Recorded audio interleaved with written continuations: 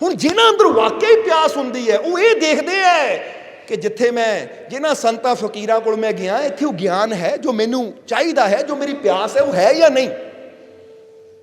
ਉਹ ਫਿਰ ਪਿਆਸਾ ਇਨਸਾਨ ਜਾਂਦਾ ਹੈ, ਉਹ ਅੰਮ੍ਰਿਤ ਪੀ ਲੈਂਦਾ ਹੈ, ਉਹ ਰਹਿਮਤ ਨੂੰ ਹਾਸਿਲ ਕਰ ਲੈਂਦਾ ਹੈ। ਤਾਂ ਜਿਹੜਾ ਸੰਤਾਂ ਦੀ ਜਾਤ, ਸੰਤਾਂ ਦਾ ਧਰਮ ਹੀ ਦੇਖਣ 'ਚ ਲੱਗਾ ਰਹਿੰਦਾ, ਪਹਿਰਾਵਾ ਹੀ ਦੇਖਣ 'ਚ ਲੱਗਾ ਰਹਿੰਦਾ, ਇਹਦਾ ਮਤਲਬ ਇਹਦੇ ਅੰਦਰ ਪਿਆਸ ਨਹੀਂ ਹੈ, ਬਸ ਇਹ ਨਖਰੇ ਜੇ ਕਰਦਾ ਹੈ। ਕਿਉਂਕਿ ਅੰਦਰ ਲੈਣ ਦੀ ਕੋਈ ਤੜਫ ਨਹੀਂ ਹੈ, ਅੰਦਰ ਲੈਣ ਦੀ ਕੋਈ ਭਾਵਨਾ ਨਹੀਂ ਹੈ। ਕਿਉਂਕਿ ਜਿਹਨਾਂ ਅੰਦਰ ਲੈਣ ਦੀ ਭਾਵਨਾ ਹੁੰਦੀ ਹੈ ਫਿਰ ਤਾਂ ਜਿੱਦਾਂ ਦੱਸਿਆ ਉਹ ਫਿਰ ਪ੍ਰਵਾਹ ਨਹੀਂ ਕਰਦੇ। ਉਹ ਤਾਂ ਕਹਿੰਦੇ ਕਿ ਜੋ ਸਾਨੂੰ ਚਾਹੀਦਾ ਹੈ ਇੱਥੋਂ ਮਿਲਣਾ ਤਾਂ ਅਸੀਂ ਲੈ ਕੇ ਜਾਣਾ ਹੈ।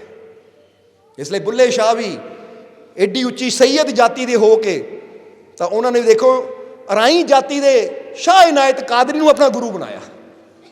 ਕਿਉਂਕਿ ਇਸ਼ਕ, ਜਿਸ ਤਰ੍ਹਾਂ ਇੱਕ ਸ਼ੇਰ ਵੀ ਆਉਂਦਾ ਹੈ ਨਾ ਕਿ ਜਦੋਂ ਭੁੱਖ ਲੱਗੀ ਹੁੰਦੀ ਬੰਦੇ ਨੂੰ, ਉਹ ਫਿਰ ਇਹ ਨਹੀਂ ਦੇਖਦਾ ਕਿ ਖਾਣਾ 36 ਪ੍ਰਕਾਰ ਦਾ ਹੈ ਜਾਂ ਰੋਟੀ ਰੁੱਖੀ ਸੁੱਕੀ ਹੈ, ਉਹ ਰੁੱਖੀ ਸੁੱਕੀ ਰੋਟੀ ਨੂੰ ਵੀ ਖਾ ਲੈਂਦਾ ਹੈ। ਔਰ ਜਦੋਂ ਇਸ਼ਕ ਹੋਣਾ ਹੋਵੇ, ਮੁਹੱਬਤ ਹੋਣੀ ਹੋਵੇ ਤਾਂ ਮੁਹੱਬਤ ਜਾਤਾਂ ਪਾਤਾਂ ਨੂੰ ਨਹੀਂ ਦੇਖਦਾ ਕਿ ਇਹਦੀ ਜਾਤ ਕੀ ਹੈ, ਉਹ ਤਾਂ ਇਸ਼ਕ ਜਿੱਥੇ ਹੋਣਾ ਹੈ ਉੱਥੇ ਹੋ ਜਾਂਦਾ ਹੈ। ਔਰ ਜਦੋਂ ਬੰਦੇ ਨੂੰ ਨੀਂਦ ਆਉਂਦੀ ਹੈ ਤਾਂ ਉਸ ਵੇਲੇ ਬਿਸਤਰ ਨਹੀਂ ਦੇਖਿਆ ਜਾਂਦਾ। ਜ਼ਰਾ ਗੌਰ ਕਰਨਾ, ਤੁਸੀਂ ਕਈ ਵਾਰ ਬੱਸ 'ਚ ਬੈਠੇ ਹੋ, ਗੱਡੀ 'ਚ ਬੈਠੇ ਹੋ, ਜਾਂਦੇ ਹੋ, ਨੀਂਦ ਆਉਂਦੀ ਤਾਂ ਅੱਧੇ ਝੋਕਾਂ ਆਉਂਦੀਆਂ, ਬੰਦਾ ਇਹ ਥੋੜ੍ਹੀ ਦੇਖਦਾ ਮੈਂ ਸਿੱਧਾ ਲੇਟਿਆ ਹੈ, ਕੁਰਸੀ 'ਤੇ ਬੈਠਾ ਬੈਠੇ ਬੰਦਾ ਸੌ ਜਾਂਦਾ ਹੈ। ਸੌ ਜਾਂਦਾ ਕਿ ਨਹੀਂ?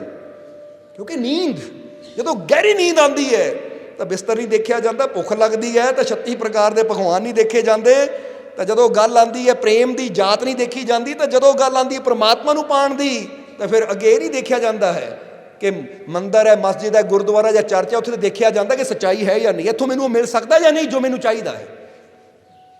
ਬੋਲੋ, ਸਮਝਦੇ ਹੋ ਕਿ? ਇਸ ਲਈ ਜਿਹੜੇ ਖੋਜੀ ਹੁੰਦੇ ਹੈ ਉਹ ਇਹ ਦੇਖਦੇ ਕਿ ਅੱਗੇ ਭੇਦੀ ਹੈ ਜੋ ਸਾਨੂੰ ਉੱਥੇ ਤੱਕ ਲੈ ਕੇ ਜਾਵੇ। ਯੁਕਤੀ ਹੈ, ਕਿਉਂਕਿ ਇਹ ਤਾਂ ਮੰਨ ਲਿਆ ਕਿ ਪਰਮਾਤਮਾ ਹੈ, ਪਰ ਹੁਣ ਉਸ ਪਰਮਾਤਮਾ ਤੱਕ ਪਹੁੰਚਣ ਦਾ ਮਾਰਗ ਤਾਂ ਉਹੀ ਦੱਸ ਸਕਦਾ ਹੈ ਜਿਸ ਨੇ ਖੁਦ ਉਸ ਆਨੰਦ ਨੂੰ ਪਾਇਆ ਹੋਵੇ। ਔਰ ਇੱਕ ਹੋਰ ਨਿਸ਼ਾਨੀ ਦੱਸ ਦਈਏ ਕਿ ਜਿਹੜੇ ਸੱਚੇ ਸੰਤ ਫਕੀਰ ਹੁੰਦੇ ਆ ਨਾ, ਉਹ ਸਾਡੇ ਅੰਦਰ ਨਫ਼ਰਤ ਨਹੀਂ ਪੈਦਾ ਕਰਦੇ, ਬਲਕਿ ਸਾਡੇ ਅੰਦਰ ਜਿਹੜੀ ਨਫ਼ਰਤ ਹੁੰਦੀ ਹੈ ਇਹਨੂੰ ਖਤਮ ਕਰਦੇ ਆ। ਨਹੀਂ ਤਾਂ ਕਈ ਜਗ੍ਹਾ ਅਸੀਂ ਦੇਖਿਆ ਹੈ, ਕਈ ਜੀਵ ਆ ਕੇ ਸਾਨੂੰ ਦੱਸਦੇ ਹੈ ਕਿ ਮਾਲਕੋ ਅਸੀਂ ਉੱਥੇ ਜਾਈਦਾ ਹੈ, ਉੱਥੇ ਜਾਈਦਾ, ਮਨਾ ਕਰਦੇ ਕਿਸੇ ਹੋਰ ਨਹੀਂ ਜਾਣਾ। ਸਮਝਦੇ ਹੋ ਕਿ ਨਹੀਂ? ਉੱਥੇ ਦਾ ਪ੍ਰਸ਼ਾਦ ਨਹੀਂ ਖਾਣਾ, ਉੱਥੇ ਨਹੀਂ ਜਾਣਾ। ਜ਼ਰਾ ਸਮਝਣਾ ਸਾਰਿਆਂ ਨੇ। ਪਰ ਕਹਿੰਦੇ ਮਾਲਕੋ ਤੁਹਾਡੇ ਤਾਂ ਨਹੀਂ ਕੋਈ ਨਿਯਮ? ਅਸੀਂ ਕਹਿੰਦੇ ਨਹੀਂ, ਸਾਡੇ ਕੋਈ ਨਿਯਮ ਹੈ ਨਹੀਂ। ਅਸੀਂ ਕਹਿੰਦੇ ਹਰ ਜਗ੍ਹਾ ਪਰਮਾਤਮਾ ਹੈ, ਕਿਉਂਕਿ ਇਧਰ ਮੰਦਰ, इधर मस्जिद, इधर गुरुद्वारा, उधर गिरजा, सभी हैं उस खुदा के घर जिधर चाहे उधर गिरजा। समझते हो कि चाहे इधर मंदिर है, इधर मस्जिद है, इधर गुरुद्वारा, इधर गिरजा है, वो चाहे मंदिर कह लो, मस्जिद कह लो, गुरुद्वारा कह लो, चर्च कह लो, सारे ही रब दे घर है। तू विश्वास नाल जिधर मर्जी हथ जोड़ दे, क्योंकि मालिक तो हर जगह ही है। पर यही कि असीं इसलिए नहीं रोकीदा क्योंकि सानू विश्वास है अपने आप ते कि जो साडे कोल है वो पूरी दुनिया घूम लो, मिलना ही नहीं, किते वापस इत्थे ही आना पैना। इसलिए रोकदा तो वो है जिन्होंने डर हुंदा है कि भाई ये किते होर चला गया तो मेरी गिनती घट जानी है। और असीं इत्थे गिनती वधाउण वास्ते नहीं बैठे, असीं तुहानू खुशियां देण वास्ते बैठे हैं। असीं चाहते हैं तुहाडे जीवन च मुस्कुराहट आवे, असीं चाहते हैं तुहाडे जीवन च आनंद आवे, तुहाडे जीवन चों खुशियां दे रंग भर जाण। और जिन्हें रंग भरने होंदे है ना वो डरांदा नहीं है। जिद्दां हुणे एक जीव दस रहे सी कि वो किते पहलां जांदे सी, कोई पंडित जी है, वो कहंदे तुसीं उधर जाण लग पए, तुहानूं बर्बाद कर देवांगे, तबाह कर देवांगे, किन्ने हज़ार बंदे मारे आ। वो है कि कमाल दी गल है, जिहड़ा कहंदा मैं किन्ने हज़ार बंदे मारे आ, जे उधर गए तां तुहानूं भी छड्डना नहीं है। तो इहनूं असीं की कह सकदे हैं? कोई फकीर कह सकदे, कोई संत कह सकदे, कोई रब दा प्यारा कह सकदे। रब दा प्यारा कदी किसी नूं मारन दी गल नहीं करदा, रब दा प्यारा कदी किसी नूं डुबाउण दी गल नहीं करदा, किसी नूं दुख देण दी गल नहीं करदा। रब दा प्यारा ते कोई गल करदा है कि भाई तू मेरे हत्थां 'च किल भी ठोक ले, जिद्दां जीसस क्राइस्ट दे हत्थां 'च ठोके सी, जीसस क्राइस्ट दे हत्थां 'च ठोके सी कि नहीं किल, उन्होंने फिर भी किया परमात्मा तेरा भला करे। वो किसी नूं डरा के बिठाया, किसी नूं डरा के अपने नाल जोड़िया, तो की जोड़िया? मज़ा तो यह है कि तुसीं कर्म ही इदां दे करो कि दूजे दे दिल 'च इन्ना प्यार पैदा हो जाए कि दूजा जाना भी चाहे तुहानूं छड्ड के जा ही ना पावे। गल तो मुहब्बत की होंदी है, गल तो प्यार की होंदी है। बोलो, समझते हो कि नहीं? इसलिए इत्थे एक बड़ा प्यारा छोटा जिहा किस्सा याद आ गया सानूं। ਉਹ ਦੱਸਣਾ ਚਾਹਾਂਗੇ ਅਸੀਂ ਕਿ ਕਈ ਨਾ ਧਰਮਾਂ ਦੇ ਨਾਂ 'ਤੇ ਕਿੱਦਾਂ ਇਨਸਾਨਾਂ ਨੂੰ ਲੜਾਉਂਦੇ ਹੈ। ਕਿੱਸਾ ਬੜਾ ਪੁਰਾਣਾ ਹੈ, ਬੜਾ ਪਿਆਰਾ ਹੈ ਕਿ ਇੱਕ ਵਾਰ ਇੱਕ ਨਾ ਗਿੱਧ ਤੁਸੀਂ ਜਾਣਦੇ ਹੋ ਨਾ, ਜਿਹਨੂੰ ਅਸੀਂ ਇੱਲ ਵੀ ਕਹਿ ਦਿੰਦੇ ਹਾਂ ਸ਼ਾਇਦ, ਸਮਝਦੇ ਹੋ ਕਿ ਨਹੀਂ? ਇੱਕ ਵਾਰ ਨਾ ਇੱਲ ਆਪਣੇ ਬੱਚਿਆਂ ਦੇ ਕੋਲ ਬੈਠੀ ਹੋਈ ਹੈ, ਗਿੱਧ ਆਪਣੇ ਬੱਚਿਆਂ ਦੇ ਕੋਲ ਬੈਠਾ ਹੋਇਆ ਆਪਣੇ ਆਲਣੇ 'ਚ, ਤਾਂ ਬੱਚੇ ਰੋ ਰਹੇ ਹੈ। ਤਾਂ ਗਿੱਧ ਨੇ ਪੁੱਛਿਆ ਕਿਉਂ ਰੋ ਰਹੇ ਹੈ, ਕਾਹਤੇ ਰੋ ਰਹੇ ਹੈ? ਉਹ ਕਹਿੰਦੇ ਜੀ ਸਾਨੂੰ ਮਾਸ ਚਾਹੀਦਾ ਹੈ, ਮੀਟ ਚਾਹੀਦਾ ਸਾਨੂੰ ਖਾਣ ਨੂੰ, ਭੁੱਖ ਲੱਗੀ ਹੋਈ ਹੈ। ਗਿੱਧ ਕਹਿੰਦਾ ਹੁਣੇ ਲਿਆ ਦਿੰਦਾ ਹਾਂ। ਕਹਿੰਦੇ ਪਰ ਨਹੀਂ, ਸਾਨੂੰ ਮਾਸ ਚਾਹੀਦਾ ਬੰਦੇ ਦਾ, ਅਸੀਂ ਬੰਦੇ ਦਾ ਮਾਸ ਖਾਣਾ ਆ। ਉਹ ਗਿੱਧ ਕਹਿੰਦਾ ਭਾਈ ਬੰਦੇ ਦਾ ਮਾਸ ਕਿੱਥੋਂ ਲੈ ਕੇ ਆਵਾਂ ਮੈਂ? ਕਿਉਂਕਿ ਬੰਦੇ ਮਰ ਜਾਂਦੇ ਹੈ, ਜਦੋਂ ਬੰਦੇ ਮਰਦੇ ਹੈ ਤਾਂ ਨਾਲ ਹੀ ਉਹਨਾਂ ਨੂੰ ਫੂਕ ਦਿੱਤਾ ਜਾਂਦਾ ਜਾਂ ਦਫਨਾ ਦਿੱਤਾ ਜਾਂਦਾ, ਉਹਨਾਂ ਨੂੰ ਇਕੱਲਿਆਂ ਤਾਂ ਛੱਡਿਆ ਨਹੀਂ ਜਾਂਦਾ। ਕਿ ਜਿੱਦਾਂ ਪਸ਼ੂ ਮਰਦੇ ਆ, ਜਾਨਵਰ ਮਰਦੇ, ਤਾਂ ਅਸੀਂ ਉਹਨਾਂ ਨੂੰ ਚੱਕ ਕੇ ਉਸ ਜਗ੍ਹਾ ਸੁੱਟ ਦਿੰਦੇ ਆ ਜਿੱਥੇ ਉਹਨਾਂ ਦੀ ਚਮੜੀ ਲਾਈ ਜਾਂਦੀ ਹੈ, ਜਾਂ ਇੱਕ ਅੱਡਾ ਬਣਾਇਆ ਹੁੰਦਾ ਹੈ ਕਿ ਉੱਥੇ ਰੱਖ ਦਿੰਦੇ ਆ, ਔਰ ਉੱਥੋਂ ਆਪਾਂ ਜਿੰਨਾ ਮਰਜ਼ੀ ਮਾਸ ਨੋਚੀਏ। ਹੁਣ ਬੰਦੇ ਦਾ ਮਾਸ ਤੈਨੂੰ ਕਿੱਦਾਂ ਖਿਲਾਵਾਂ? ਇਸ ਲਈ ਠਹਿਰ ਬੇਟਾ, ਮੈਂ ਮਾਸ ਲੈ ਕੇ ਆਂਦਾ ਹਾਂ। ਕਹਿੰਦੇ ਉਹ ਗਿਆ ਗਿੱਧ, ਜਾ ਕੇ ਨਾ ਕਿਤੇ ਕੋਈ ਜਾਨਵਰ ਮਰਿਆ ਸੀ, ਕੋਈ ਭੈਂਸ ਮਰੀ ਹੋਈ ਸੀ, ਉਹਨਾਂ ਭੈਂਸ ਦਾ ਮਾਸ ਲਿਆਂਦਾ ਔਰ ਲਿਆ ਕੇ ਬੱਚਿਆਂ ਨੂੰ ਦਿੱਤਾ। ਬੱਚਿਆਂ ਨੇ ਕਿਹਾ ਨਹੀਂ, ਚੱਕ ਕੇ ਮਾਰਿਆ ਪਰੇ। ਜਿੱਦਾਂ ਹੁਣ ਤੁਹਾਡੇ ਬੱਚੇ ਕਈ ਵਾਰ ਜਿੱਦ ਕਰਨ ਚੌਕਲੇਟ ਹੀ ਖਾਣੀ ਹੈ, ਤਾਂ ਤੁਸੀਂ ਕਹੋ ਲੈ ਬੇਟਾ ਟੌਫੀ ਖਾ ਲੈ, ਨਹੀਂ ਖਾਣੀ ਚੌਕਲੇਟ। ਜਾਂ ਕਈ ਵੇਲੇ ਚਿਪਸ ਖਾਣਾ, ਤੁਸੀਂ ਰੋਟੀ ਰੱਖ ਦਿਓ, ਨਹੀਂ ਖਾਣੀ ਚਿਪਸ ਹੈ, ਰੋਟੀ ਨੂੰ ਚੱਕ ਕੇ ਪਰੇ ਕਰ ਦਿੰਦੇ ਆ, ਖਾਣੀ ਚਿਪਸ। ਇੱਦਾਂ ਦੇ ਹੁਣ ਸਮਝ ਲਓ, ਜੇ ਇਨਸਾਨ ਦੇ ਬੱਚੇ ਜਿੱਦ ਕਰ ਸਕਦੇ ਤਾਂ ਪੰਛੀਆਂ ਦੇ ਬੱਚੇ ਵੀ ਜਿੱਦ ਕਰ ਸਕਦੇ। ਨਹੀਂ, ਅਸੀਂ ਤਾਂ ਇਨਸਾਨ ਦਾ ਹੀ ਮਾਸ ਖਾਣਾ ਹੈ। ਉਹ ਕਹਿੰਦਾ ਠਹਿਰੋ ਮੈਂ ਕੋਸ਼ਿਸ਼ ਕਰਦਾ ਹਾਂ। ਫਿਰ ਉਹ ਗਿਆ, ਕਿਤੇ ਬੈਲ ਦਾ ਮਾਸ ਸੀ, ਪਹਿਲਾਂ ਭੈਂਸ ਦਾ ਸੀ, ਫਿਰ ਬੈਲ ਦਾ ਲੈ ਕੇ ਆ। ਕਹਿੰਦਾ ਬੈਲ ਦਾ ਹੀ ਮਿਲਿਆ, ਖਾ ਲਓ। ਉਹ ਕਹਿੰਦੇ ਨਹੀਂ, ਬੈਲ ਦਾ ਮਾਸ ਨਹੀਂ ਅਸੀਂ ਖਾਣਾ, ਅਸੀਂ ਤਾਂ ਬੰਦੇ ਦਾ ਹੀ ਖਾਣਾ ਹੈ। ਉਹ ਗਿੱਧ ਕਹਿੰਦਾ ਕਮਾਲ ਦੀ ਗੱਲ ਹੈ ਬੱਚੋ, ਕਿੱਦਾਂ ਦੀ ਜਿੱਦ ਫੜ ਲਈ ਹੈ, ਠਹਿਰੋ ਮੈਂ ਫਿਰ ਦੇਖਦਾ ਹਾਂ। ਫਿਰ ਗਿਆ, ਕਿਤੇ ਕੋਈ ਗਊ ਮਰੀ ਹੋਈ ਸੀ, ਉਹਨਾਂ ਗਊ ਦਾ ਮਾਸ ਲਿਆ ਕੇ ਦਿੱਤਾ ਕਿ ਲਓ ਗਊ ਦਾ ਮਾਸ ਖਾਓ। ਕਹਿੰਦੇ ਨਹੀਂ, ਖਾਣਾ ਹੀ ਬੰਦੇ ਦਾ ਹੈ। ਇਹ ਤਾਂ ਬੜਾ ਪਰੇਸ਼ਾਨ ਹੋ ਗਿਆ ਬੱਚਿਆਂ ਦੀ ਜਿੱਦ ਨੂੰ ਦੇਖ ਕੇ, ਇੱਦਾਂ ਦਾ ਬੱਚੇ ਭੁੱਖੇ ਮਰ ਜਾਣਗੇ। ਉੜ ਕੇ ਗਿਆ, ਫਿਰ ਜਾ ਕੇ ਕਿਤੇ ਸੂਅਰ ਮਰਿਆ ਸੀ, ਸੂਅਰ ਦਾ ਮਾਸ ਲਿਆ ਆਇਆ। ਕਹਿੰਦਾ ਲਓ ਆ ਖਾ ਲਓ, ਹੁਣ ਤਾਂ ਸੂਅਰ ਦਾ ਮਾਸ ਮਿਲਿਆ ਭਾਈ, ਬੜੀ ਮੁਸ਼ਕਿਲ, ਲੈ ਲਓ। ਇਹ ਵੀ ਨਹੀਂ ਖਾਣਾ, ਖਾਣਾ ਹੀ ਬੰਦੇ ਦਾ ਮਾਸ ਹੈ। ਗਿੱਧ ਕਹਿੰਦਾ ਹੁਣ ਬੰਦੇ ਦਾ ਮਾਸ ਤੁਹਾਨੂੰ ਕਿੱਦਾਂ ਖਿਲਾਵਾਂ? ਬੰਦੇ ਦਾ ਮਾਸ ਕਿੱਦਾਂ ਖਿਲਾਵਾਂ? ਬੱਚੇ ਖੁਸ਼ ਚਾਹੀਦੇ ਆ ਮੈਨੂੰ, ਬੱਚਿਆਂ ਦੀ ਤੰਦਰੁਸਤੀ ਚਾਹੀਦੀ ਹੈ, ਬੱਚੇ ਖੁਸ਼ ਚਾਹੀਦੇ। ਗਿੱਧ ਦਾ ਮਾਸ, ਇਹਨਾਂ ਬੰਦੇ ਦਾ ਮਾਸ ਕਿੱਦਾਂ ਖਿਲਾਵਾਂ? ਗਿੱਧ ਸੋਚ ਰਿਹਾ ਕਿ ਸੋਚਦੇ ਅਚਾਨਕ ਉਹਦੇ ਮਨ 'ਚ ਇੱਕ ਸਕੀਮ ਆਈ। ਸਕੀਮ ਕੀ ਆਈ? ਉਹਨੇ ਚੱਕਿਆ, ਇੱਕ ਪੰਜੇ 'ਚ ਫਸਾਇਆ ਸੂਅਰ ਦਾ ਮਾਸ, ਦੂਜੇ ਪੰਜੇ 'ਚ ਫਸਾਇਆ ਗਊ ਦਾ ਮਾਸ। ਉੜਿਆ। ਔਰ ਗਿੱਧ ਕੀ ਗਿਆ ਕਿ ਉੜਦਾ ਕਿੱਥੇ ਗਿਆ? ਪਹਿਲਾਂ ਗਿਆ ਮਸਜਿਦ ਦੇ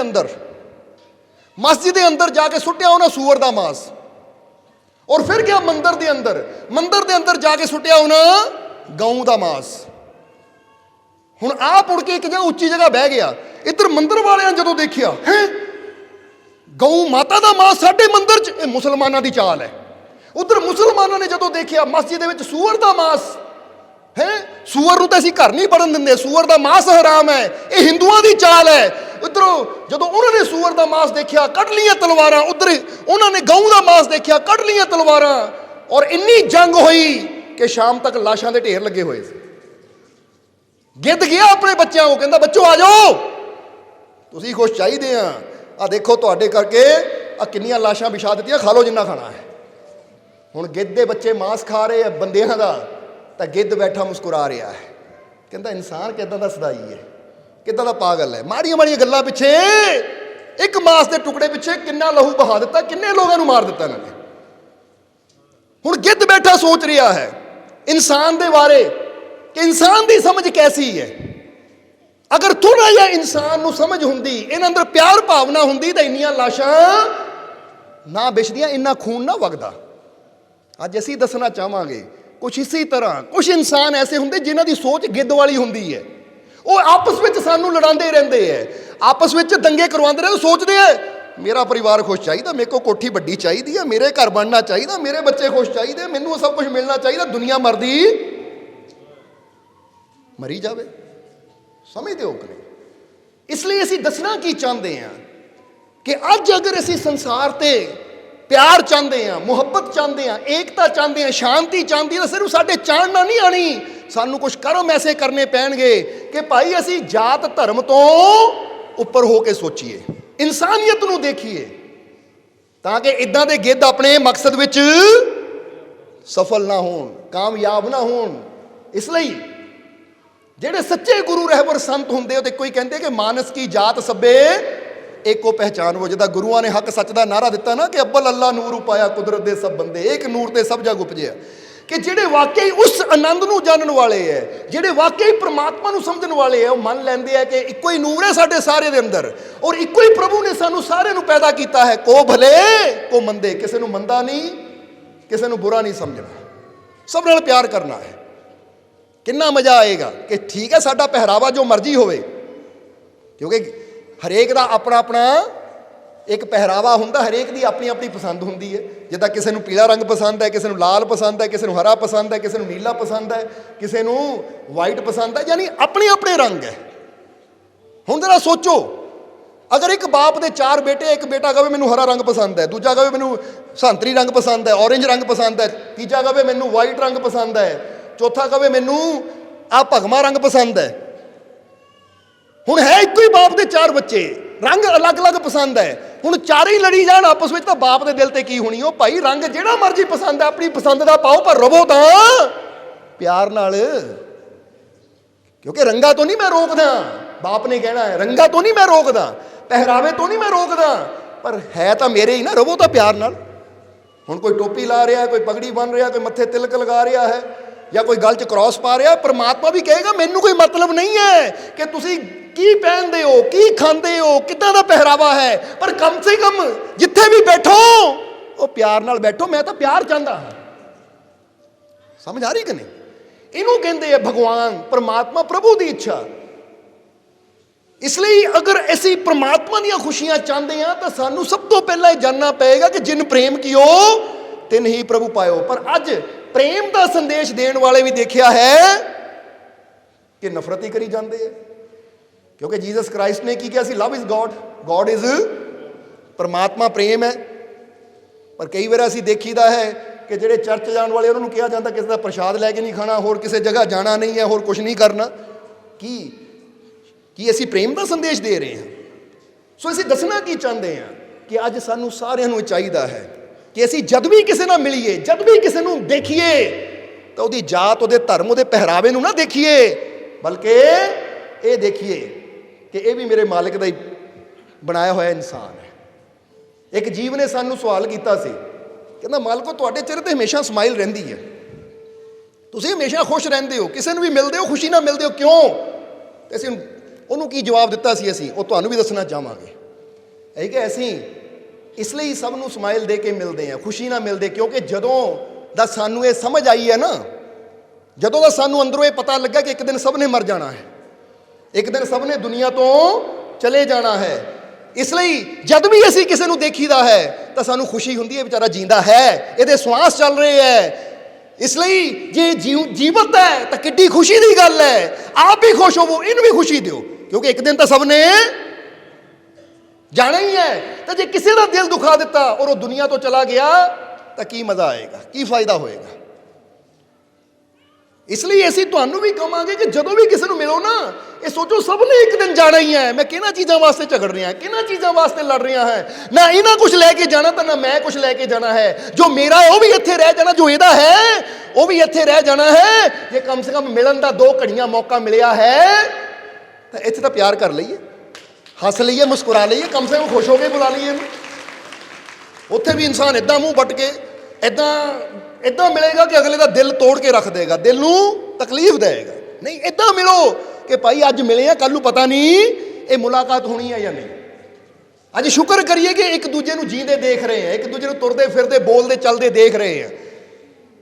ਯਾਦ ਰੱਖੋ, ਜਦੋਂ ਬੰਦਾ ਮਰ ਗਿਆ ਫਿਰ ਮੁਰਦੇ ਦੇ ਕੋਲ ਜਾ ਕੇ ਜੋ ਮਰਜ਼ੀ ਕਰੀ ਜਾਓ, ਹੋਈ ਜਾਓ, ਹਾਏ ਕਰੀ ਜਾਓ ਕਿ ਮੈਂ ਤੇਰੇ ਨਾਲ ਬਹੁਤ ਪਿਆਰ ਕਰਦਾ ਹਾਂ, ਮੈਂ ਤੇਰੇ ਤੋਂ ਬਿਨਾਂ ਰਹਿ ਨਹੀਂ ਸਕਦਾ, ਜਿੰਨਾ ਮਰਜ਼ੀ ਕਰੀ ਜਾਓ, ਮੁਰਦੇ ਨੂੰ ਕੋਈ ਫਰਕ ਨਹੀਂ ਪੈਣਾ। ਉਹ ਕਾਸ਼ ਜੀਂਦੇ ਜੀ ਕਹਿ ਦਿੰਦੇ ਕਿ ਮੈਂ ਤੈਨੂੰ ਬਹੁਤ ਪਿਆਰ ਕਰਦਾ ਹਾਂ, ਮੈਂ ਤੈਨੂੰ ਖੁਸ਼ ਦੇਖਣਾ ਚਾਹੁੰਦਾ ਹਾਂ। ਸਮਝਦੇ ਹੋ ਕਿ ਨਹੀਂ? ਕਿਉਂਕਿ ਉਸ ਲਈ ਗੱਲ ਕਰਨ ਦਾ ਫਾਇਦਾ ਜਦੋਂ ਅਗਲਾ ਸੁਣ ਵੀ ਸਕਦਾ ਹੈ, ਸਮਝ ਵੀ ਸਕਦਾ, ਤਾਂ ਉਹਦਾ ਆਨੰਦ ਵੀ ਲੈ ਸਕਦਾ ਹੈ। ਹੁਣ ਜਰਾ ਸੋਚੋ, ਮੁਰਦੇ ਨੂੰ ਕਹਿਤਾ ਮੈਂ ਤੇਰੇ ਨਾਲ ਬਹੁਤ ਪਿਆਰ ਕਰਦਾ, ਜੀਂਦੇ ਨੂੰ ਕਦੀ ਕਿਹਾ ਨਹੀਂ, ਜੀਂਦੇ ਨੂੰ ਕਦੀ ਪੁੱਛਿਆ ਨਹੀਂ। ਜੀਂਦੇ ਨਾਲ ਗੱਲਾਂ ਹੀ ਕਰਨੀਆਂ, ਤੂੰ ਚੰਗਾ ਨਹੀਂ ਹੈ, ਤੇਰੇ ਅੰਦਰ ਆਹ ਗੁਣ ਨਹੀਂ ਹੈ, ਤੂੰ ਮੇਰਾ ਦਿਲ ਦੁਖਾਉਂਦਾ, ਨਿਕਲ ਜਾ, ਤੇਰਾ ਕੁਛ ਨਾ ਰਵੇ, ਮਰ ਜਾਵੇਂ। ਜੀਂਦੇ ਨਾਲ ਇਦਾਂ ਦੀਆਂ ਗੱਲਾਂ, ਤਾਂ ਮੁਰਦੇ ਨੂੰ ਕਹਿਣਾ ਤੂੰ ਤਾਂ ਬੜਾ ਚੰਗਾ ਸੀ, ਬੜਾ ਪਿਆਰਾ ਸੀ, ਉਹ ਕੀ ਫਾਇਦਾ। ਸੋ ਸਮਝਣਾ ਜ਼ਰਾ ਸਾਰਿਆਂ ਨੇ ਕਿ ਅਸੀਂ ਬੋਲ ਇਦਾਂ ਦੇ ਬੋਲਣੇ ਹੈ, ਕਰਮ ਇਦਾਂ ਦੇ ਕਰਨੇ ਹੈ। ਕਈ ਵਾਰ ਨਾ ਇੱਕ ਛੋਟੀ ਛੋਟੀ ਘਟਨਾ ਹੁੰਦੀ ਹੈ ਜਿਹੜੀ ਇਨਸਾਨ ਦੇ ਜੀਵਨ ਨੂੰ ਬਦਲ ਕੇ ਰੱਖ ਦਿੰਦੀ ਹੈ। ਜਰਾ ਸਮਝਣਾ ਸਾਰਿਆਂ ਨੇ। ਸਵਾਮੀ ਵਿਵੇਕਾਨੰਦ ਜੀ ਹਾਲੇ ਵਿਵੇਕਾਨੰਦ ਨਹੀਂ ਬਣੇ ਸੀ, ਹਾਲੇ ਨਰਿੰਦਰ ਦੱਤਾ ਹੀ ਸੀ ਉਹ। ਤਾਂ ਦੱਸਦੇ ਕਿ ਮੇਰੇ ਜੀਵਨ 'ਚ ਇੱਕ ਘਟਨਾ ਹੋਈ ਕਿ ਮੇਰਾ ਇੱਕ ਬੜਾ ਪਿਆਰਾ ਮਿੱਤਰ ਸੀ, ਬਚਪਨ ਦਾ ਮਿੱਤਰ ਸੀ, ਬੜਾ ਪਿਆਰਾ, ਪਰ ਕਿਸੇ ਗੱਲ ਤੇ ਸਾਡੀ ਕਹਾ ਸੁਣੀ ਹੋ ਗਈ। ਕੀ ਹੋ ਗਿਆ? ਕਹਾ ਸੁਣੀ ਹੋ ਗਈ, ਲੜਾਈ ਹੋ ਗਈ ਆਪਸ ਵਿੱਚ। ਤਾਂ ਉਹਨੇ ਮੈਨੂੰ ਕਹਿਤਾ, ਮੈਂ ਉਹਨੂੰ ਕਹਿਤਾ ਤੈਨੂੰ ਮੁੜ ਕੇ ਬੁਲਾਉਣਾ ਨਹੀਂ ਹੈ, ਤੇਰੀ ਸ਼ਕਲ ਨਹੀਂ ਦੇਖਣੀ। ਪਰ ਪਿਆਰ ਬੜਾ ਸੀ, ਬੜੀ ਗਹਿਰੀ ਦੋਸਤੀ ਸੀ। ਫਿਰ ਮੈਂ ਕਿਤੇ ਚਲਾ ਗਿਆ, 3 ਮਹੀਨੇ ਬਾਅਦ ਮੈਂ ਕਿਤੇ ਵਾਪਸ ਆਇਆ। ਤਾਂ ਜਦੋਂ ਵਾਪਸ ਆਇਆ ਤਾਂ ਸੋਚਿਆ ਉਹ ਮਿੱਤਰ ਨੂੰ ਤਾਂ ਮਿਲਾਂ ਇੱਕ ਵਾਰੀ, ਗੁੱਸੇ 'ਚ ਕਹਿ ਹੋ ਗਿਆ ਸੀ ਤੈਨੂੰ ਬੁਲਾਉਣਾ ਨਹੀਂ, ਤੇਰੀ ਸ਼ਕਲ ਨਹੀਂ ਦੇਖਣੀ, ਇੱਕ ਵਾਰ ਮਿਲਾਂ ਤਾਂ ਸਹੀ।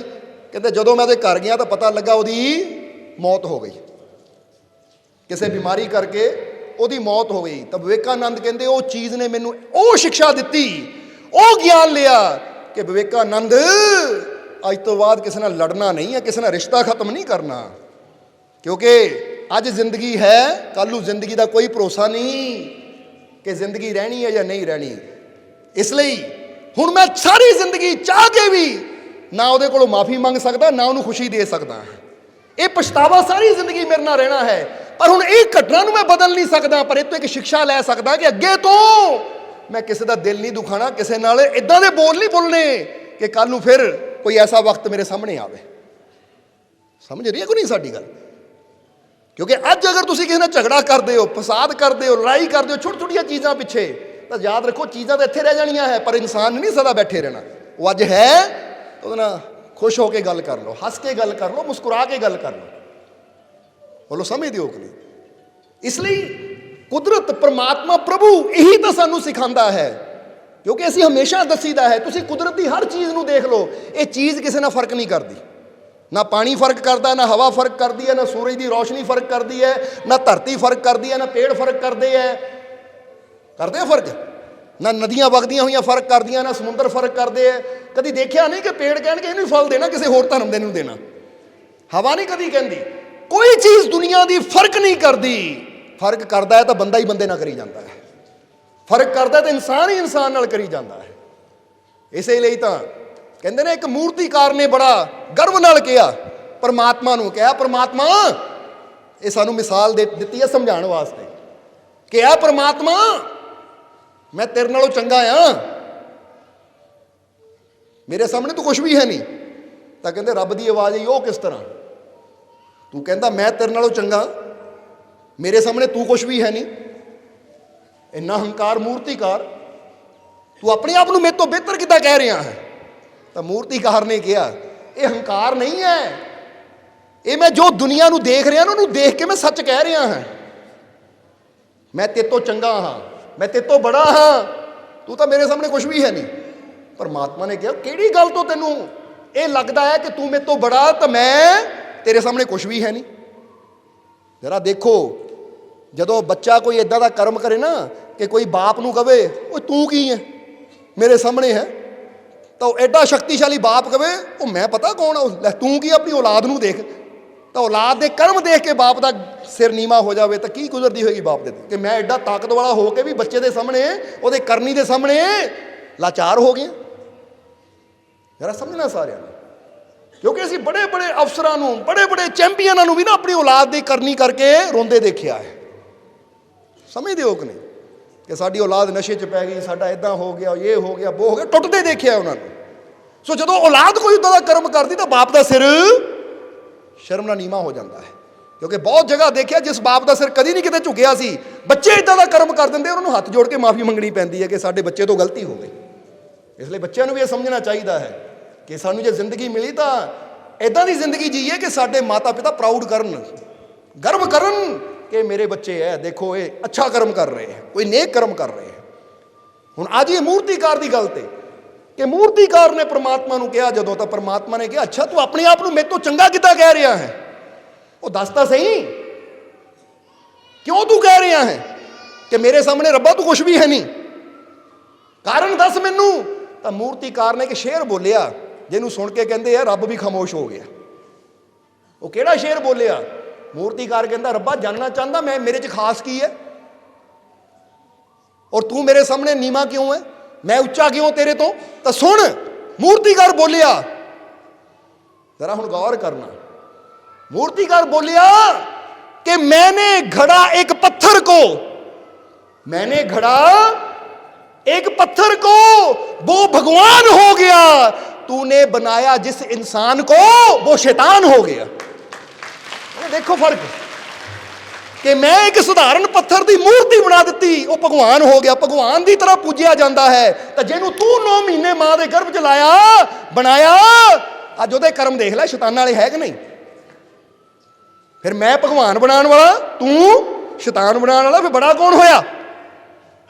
भगवान कहते गल तो तेरी सच है। अज मेरे बनाई हुई इंसान ने, मेरी बनाई हुई औलाद ने ही अज मेरा नाम नीमा कर दिता। बड़ी शर्म की गल है। वो कर्म की होने चाहिए सी, कर्म साडे ऐसे होने चाहिए सी कि ऐसे उन्होंने इंसान बनाया सी ते असीं अपनी करनी करके, अपनी अच्छाई करके इंसान तो भगवान हो जाते। ये साडी वडियाई सी, ये साडे मालिक की शान सी। पर अज होया कि असी इंसान बन के आए, पर अपनी करनी नाल भगवान तक की होना सी, इंसान तो शैतान बन गए। गौर करो जरा सारे जी, घटा किहदा है? अपना भी घटा है, तो वह परमात्मा की शक्तियां का भी घटा है। इसलिए अज सानू अपनी करनी नू, अपने कर्मां नू थोड़ा जिहा उच्चा करना पएगा। समझ दो कि नहीं? और वह करनी साडी फेर ही उच्ची होएगी जदों असीं अपनी आदतां अच्छियां बनावांगे, अपने अंदरों नफरत खत्म करांगे। क्योंकि नफरत नूं लैके, वहमां भरमां नूं लैके, जात पात के भेदभाव लैके असीं जीवन च कदी अगे उच्चा हो ही नहीं सकते।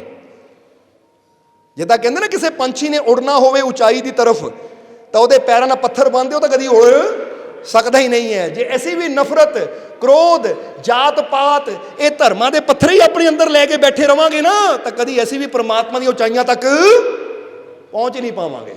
इसलिए वो परमात्मा सब दे अंदर है। असीं इंसान बनीए और सब नाल प्यार करिए, चाहे कोई अमीर है चाहे कोई गरीब है। क्योंकि जिद्दां महात्मा बुद्ध एक नगर च गए, महात्मा बुद्ध नूं प्यास लगी हुई सी, तो उत्थे एक कुआं सी, उत्थे एक बच्ची ना 14-15 साल की बच्ची सी जिहड़ी पानी भर रही सी, पर वो सीगी उहनूं सारे अछूत कहंदे सी, नीवीं जात दा कहंदे सी। और उस समय ये जातां पातां बड़ियां मन्नियां जांदियां सी। जदों महात्मा बुद्ध गए तो महात्मा बुद्ध ने कहा, बेटी मैनूं प्यास लगी है, पानी दे दे। बच्ची ने पानी घड़े च भरिया होया सी खूह तो, पर जिद्दां ही उन्हें महात्मा बुद्ध नूं देखिया कि भगवे कपड़े पाए हुए है, तो उन्हें नाल ही कहता कि महात्मा मैं अछूत हाँ, मेरे हत्थां दा कोई पानी नहीं पींदा। लोकी तो मेरी परछाई तो भी दूर रहिंदे आ। महात्मा जिहड़े आ, साधु जिहड़े है, जिहड़े अपने आप नूं उच्चे कुल दे कहंदे, तो मेरी परछाई तो भी दूर रहिंदे है, वो मेरे हथों लैके कोई पानी भी नहीं पींदे। इसलिए शायद तुसीं नगर च नवें आए हो, तुहानूं पता नहीं है, सो मैं दस देवां कि मैं अछूत हाँ। तो उस वेले महात्मा बुद्ध मुस्कुराए, कहंदे बेटा असीं तेरे कोलों पानी मंगिया, तेरी जात नहीं मंगी। सानूं तेरे पानी ना मतलब है, तेरी जाति ना मतलब नहीं है।